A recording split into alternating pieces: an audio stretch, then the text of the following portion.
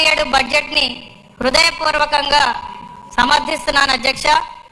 ఇది కేవలం సంఖ్యల బడ్జెట్ కాదు, ఇది రూపాంతరానికి దారితీసే బడ్జెట్, ఇది సంపద సృష్టించే బడ్జెట్, ఇది ప్రాంతీయ న్యాయం సాధించే బడ్జెట్. 3,32,000 కోట్ల భారీ పరిమాణంతో ఈ బడ్జెట్ ఆంధ్రప్రదేశ్ భవిష్యత్తుకు ఒక బలమైన పునాది వేస్తోంది అధ్యక్ష. ఈ బడ్జెట్ను దేశంలోని ఇతర రాష్ట్రాల బడ్జెట్తో పోల్చినప్పుడు మన ఆంధ్రప్రదేశ్ ప్రభుత్వం తీసుకున్న నిర్ణయాల గొప్పతనం స్పష్టంగా కనిపిస్తుంది అధ్యక్ష. ఈ ఏడాది మన రాష్ట్రం 53,915 కోట్ల మూలధన వ్యయం కేటాయించి ఇది గత ఏడాదితో పోలిస్తే 33% పెరుగుదలతో రూపొందించింది. ఇది కేవలం పెరుగుదల కాదు, ఇది ఒక స్పష్టమైన అభివృద్ధి దిశగా తీసుకున్న ధైర్యవంతమైన నిర్ణయం అని నేను అనుకుంటున్నాను అధ్యక్ష. దేశంలోని అనేక రాష్ట్రాలు సంక్షేమ ఖర్చుల వల్ల మూలధనం వ్యయం పెంచడంలో వెనుకబడుతున్న సమయంలో మన ప్రభుత్వం మాత్రం మౌలిక వసతులపై భారీ పెట్టుబడులు పెంచుతోంది అధ్యక్ష. ఇది ఒక స్పష్టమైన సందేశం. ఆంధ్రప్రదేశ్ ప్రభుత్వం కేవలం సంక్షేమం మాత్రమే కాదు, భవిష్యత్తు సంపద సృష్టిపై దృష్టి పెట్టింది. మన ప్రభుత్వం ఒక ప్రాథమిక సత్యాన్ని అర్థం చేసుకొని ముందుకు సాగుతున్నది. సంక్షేమం ఈ రోజు ప్రజలకు మద్దతు ఇస్తుంది, కానీ మూలధన వ్యయం తరతరాల సంపదను సృష్టిస్తుంది. మూలధన వ్యయం ద్వారా నిర్మించబడే ప్రతి ఆస్తి, అది ఒక రహదారి కావచ్చు, ఒక సాగునీటి ప్రాజెక్టు కావచ్చు, ఒక పరిశ్రమ కావచ్చు, అది ఆర్థిక కార్యకలాపాలను పెంచుతుంది, ఉద్యోగాలను సృష్టిస్తుంది, రాష్ట్ర ఆర్థిక వ్యవస్థను బలోపేతం చేస్తుంది. ప్రతి రూపాయి పెట్టుబడి అనేక రెట్లు ఆర్థిక అభివృద్ధిని తీసుకొస్తుంది. ఇది ఒక సాధారణ బడ్జెట్ కాదు, ఇది ఆంధ్రప్రదేశ్ని భారతదేశంలో అగ్రగామి రాష్ట్రంగా మార్చే బడ్జెట్ అధ్యక్ష. ఇది ఒక బాధ్యతాయుతమైన ఆర్థిక విధానం, ఇది ఒక దూరదృష్టి గల నాయకత్వానికి నిదర్శనం. ఇది గౌరవ ముఖ్యమంత్రి నారా చంద్రబాబు నాయుడు గారి నాయకత్వంలో ఆంధ్రప్రదేశ్ భవిష్యత్తుకు రూపొందించిన ఒక బ్లూ ప్రింట్. ఆయన నాయకత్వంలో ఆంధ్రప్రదేశ్ మళ్ళీ అభివృద్ధి మార్గంలో వేగంగా ముందుకు సాగుతోంది అనడంలో ఎటువంటి అతిశయోక్తి లేదు అధ్యక్ష.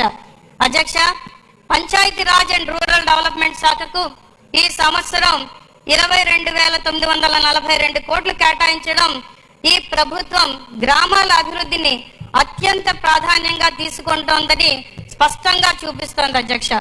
దేశంలోని అనేక రాష్ట్రాలు తమ మొత్తం బడ్జెట్ లో సగటున 5% మాత్రమే గ్రామీణాభివృద్ధికి కేటాయిస్తే మన ఆంధ్రప్రదేశ్ ప్రభుత్వం మాత్రం 5.9% కేటాయించి దేశంలోనే ముందంజలో నిలిచింది అధ్యక్ష. ఇది ఒక సాధారణ కేటాయింపు కాదు, ఇది గ్రామీణ ఆర్థిక వ్యవస్థను బలోపేతం చేసే ఒక చారిత్రాత్మక పెట్టుబడి అధ్యక్ష. మన గౌరవ ఉప ముఖ్యమంత్రి పవన్ కళ్యాణ్ గారి నాయకత్వంలో గ్రామీణాభివృద్ధి ఒక కొత్త దశలో ముందుకు సాగుతోంది అధ్యక్ష.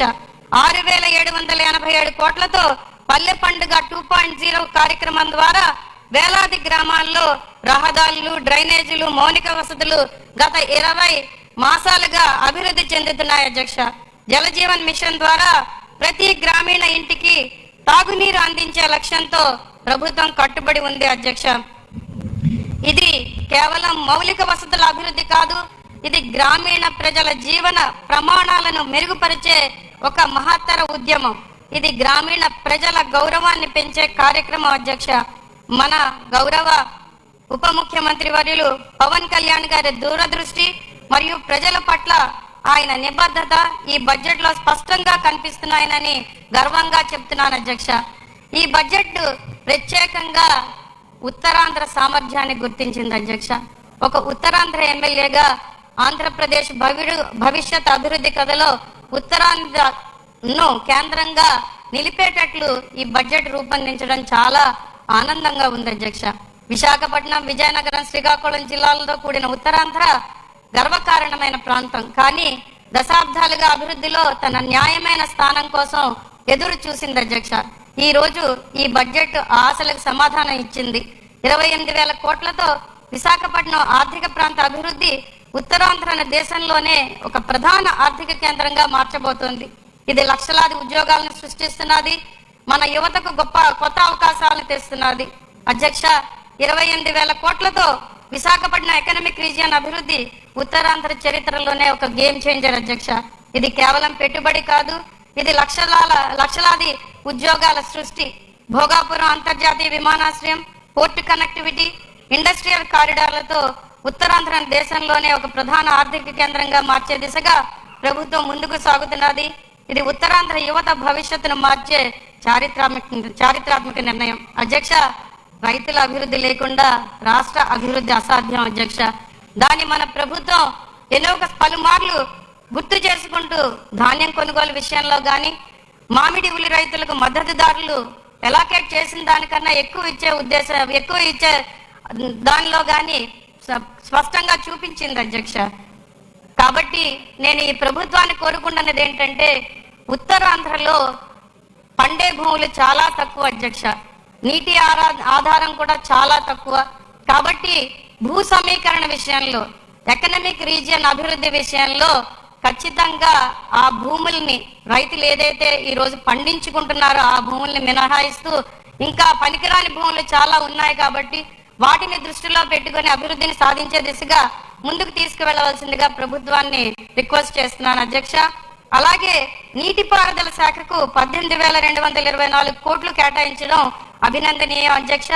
ఇందులో మేజర్ ఇరిగేషన్ ప్రాజెక్ట్స్ కోసం 9,906 కోట్లు కేటాయించబడ్డాయి.